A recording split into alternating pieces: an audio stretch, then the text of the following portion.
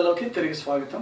దశాబ్దాలుగా గ్రామ రెవెన్యూ సహాయకులుగా పనిచేస్తున్న ఉద్యోగులకు రాష్ట్ర ప్రభుత్వం కనీస వేతన చట్టం ప్రకారం జీతాలు చెల్లించాలని సంఘం రాష్ట్ర ప్రధాన కార్యదర్శి బాలకాశి డిమాండ్ చేశారు. సోమవారం తమ సమస్యలపై ప్రభుత్వం స్పందించాలంటూ కలెక్టర్ కార్యాలయం ఎదుట ధర్నా చేపట్టారు. ఈ ధర్నాని ఉద్దేశించి ఆయన మాట్లాడుతూ ప్రభుత్వం గ్రామ సేవకుల సమస్యలను పరిష్కరించడంలో నిర్లక్ష్యం వహిస్తే తగిన మూల్యం చెల్లించుకుంటుందని ఆయన ఈ సందర్భంగా హెచ్చరించారు.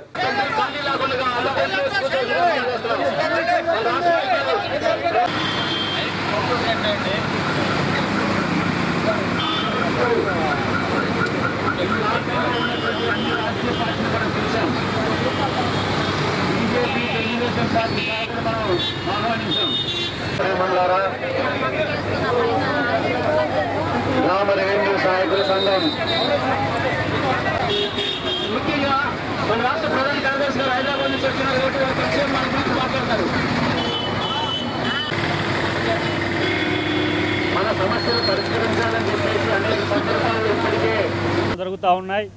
13 జిల్లాల్లో ఉన్నటువంటి కలెక్టరేట్ కార్యాలయం వీఆర్ఏలందరూ కూడా బైఠాయించి తమ సమస్యలు పరిష్కరించాలని చెప్పేసి ఈరోజు ఈ కార్యక్రమం చేస్తూ ఉన్నారు. ఇప్పటికే రాష్ట్ర ప్రభుత్వానికి అనేక సందర్భాల్లో వీఆర్ఏల సమస్యలు పరిష్కరించాలని చెప్పేసి ముఖ్యమంత్రి గారికి, రెవెన్యూ శాఖ మంత్రికి, సీసీఎల్ అధికారులకి అనేక సార్లు మేము తెలియజేశాం.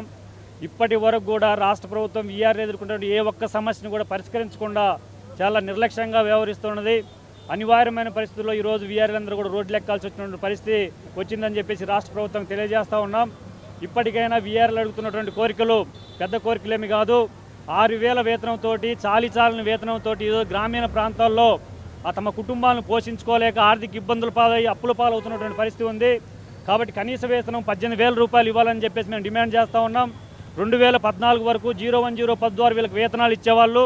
2014 తర్వాత 01-0 పద్దు రద్దు చేయడం వల్ల ప్రతి నెల వేతనాలు లేక 3 నెలలకు ఒకసారి, 4 నెలలకు ఒకసారి వేతనాలు రావడం వల్ల అనేక ఇబ్బందులు పడుతున్నారు. కాబట్టి మళ్ళీ 01-0 పద్దును పునరుద్ధరించి 01-0 పద్దు ద్వారా వేతనాలు ఇవ్వని చెప్పేసి మేము రాష్ట్ర ప్రభుత్వం డిమాండ్ చేస్తూ ఉన్నాం. ఈరోజు వీఆర్ఏలుగా పనిచేస్తున్నటువంటి కుటుంబాల్లో వేలాది మంది తన కుటుంబంలో ఉన్నటువంటి వారసులు నామినీలుగా పనిచేస్తూ ఉన్నారు. నామినీలుగా పనిచేస్తున్నటువంటి వీఆర్ఏలందరికీ కూడా ఒక్కసారి అవకాశం ఇచ్చి వాళ్ళకు ఉద్యోగాలు ఇవ్వాలని చెప్పేసి కూడా మేము రాష్ట్ర ప్రభుత్వాన్ని డిమాండ్ చేస్తూ ఉన్నాం. ఇప్పటికే పనిచేస్తున్నటువంటి వీఆర్ఏలలో అనేక మంది చదువుకున్నటువంటి వాళ్ళు, అర్హతగలిగినటువంటి వారు వీఆర్ఏలందరూ ఉన్నారు. వాళ్ళందరికీ కూడా ప్రమోషన్స్ ఇవ్వాలని చెప్పేసి మేము ప్రభుత్వం విజ్ఞప్తి చేస్తూ ఉన్నాం. మా సమస్యల్ని తక్షణం రాష్ట్ర ప్రభుత్వం, సీసీఎల్ అధికారులు పరిష్కరించకపోతే వచ్చే నెల నుండి రాష్ట్ర వ్యాప్తంగా 27,000 మంది వీఆర్ఏలు తమ విధులను బహిష్కరించి సుదీర్ఘకాలమైనటువంటి సమ్మెకు సన్నద్ధమవుతా ఉన్నారని చెప్పేసి తెలుగుదేశం ప్రభుత్వానికి మేము హెచ్చరిక చేస్తూ ఉన్నాం. తక్షణం రాష్ట్ర ప్రభుత్వం స్పందించి మా సంఘంతో చర్చించి వీళ్ళ సమస్యల పరిష్కారానికి కృషి చేయాలని చెప్పేసి, ఒకవేళ అటువంటి చర్యలు ప్రభుత్వం తీసుకోకపోతే రాబోయే కాలంలో జరగబోయేటువంటి పరిణామాలకి చంద్రబాబు నాయుడు గారు, తెలుగుదేశం ప్రభుత్వం బాధ్యత వహించాలని చెప్పేసి మేము తెలియజేస్తూ ఉన్నాం.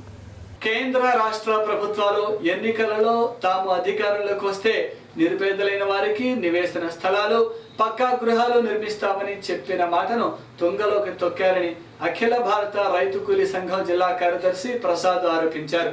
సోమవారం రైతు కూలీ సంఘం మరియు ప్రగతిశీల మహిళా సంఘం సంయుక్త ఆధ్వర్యంలో కలెక్టర్ కార్యాలయం వద్ద భారీ ర్యాలీ నిర్వహించారు. ఈ సందర్భంగా ప్రసాద్ మాట్లాడుతూ ప్రధాని మోడీ దేశవ్యాప్తంగా 2 కోట్ల గృహాలు నిర్మిస్తామని చెప్పిన హామీని నిలబెట్టుకోవాలని డిమాండ్ చేశారు.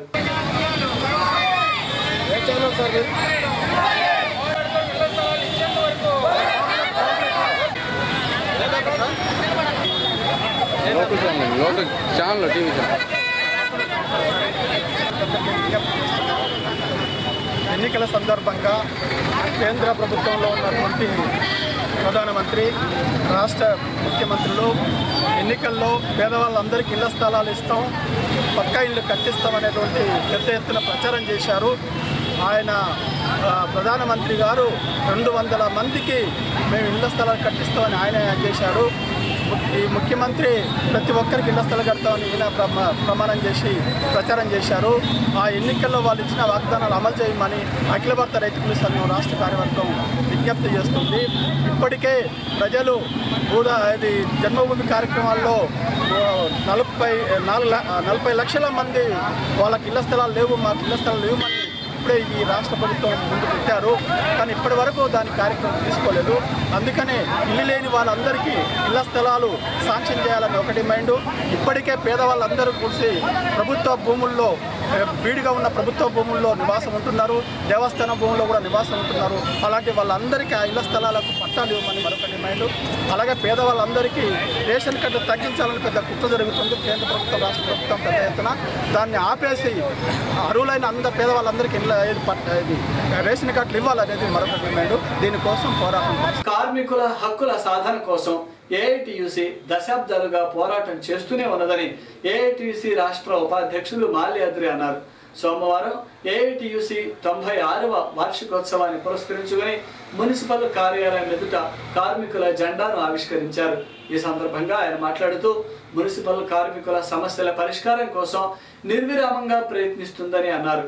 ఈ వార్షికోత్సవ కార్యక్రమంలో పలువురు ఏఐటియుసి నాయకులు కూడా పాల్గొన్నారు.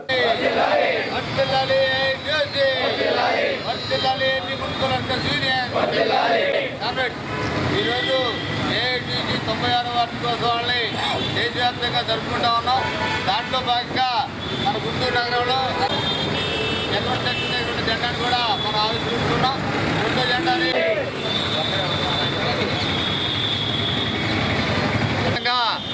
ఏఐటియుసి 96వ వార్షికోత్సవాన్ని దేశవ్యాప్తంగా నిర్వహించుకుంటా ఉన్నాం.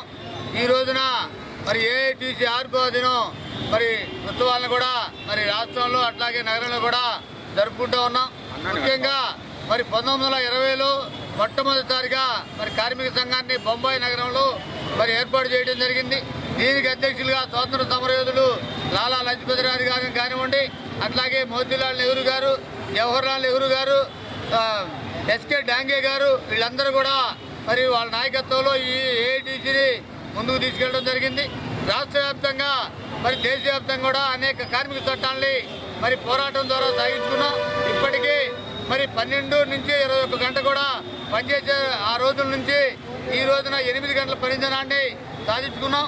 అట్లాగే పిఎఫ్ సంబంధించి, అట్లాగే పెన్షన్ సంబంధించి, బాల కార్మికులకు సంబంధించి కార్మిక చట్టాలని మరి అనేక రూపాల్లో కార్మిక చట్టాలు సాధింపబడ్డాయి.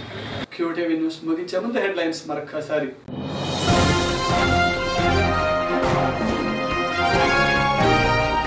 వైభవోపేతంగా ప్రారంభమైన కార్తీక మాసం వేడుకలు, శివనామ స్మరణలతో మారు మోగుతున్న ఆలయాలు, విశేష పూజలతో తరిస్తున్న భక్తులు.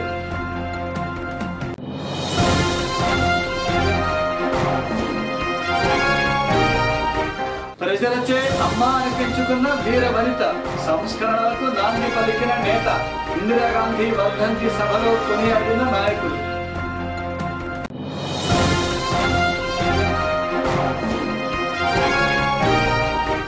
గ్రీవెన్స్ వచ్చే ఫిర్యాదులపై దృష్టి పెట్టండి, తక్షణమే పరిష్కరించే విధంగా చర్యలు చేపట్టండి, అధికారులను ఆదేశించిన జడ్పీ సీఈఓ సుబ్బయ్య. ఇవే రోజు విశేషాలు. మరిన్ని వార్తలతో మళ్ళీ కలుద్దాం. నమస్కారం.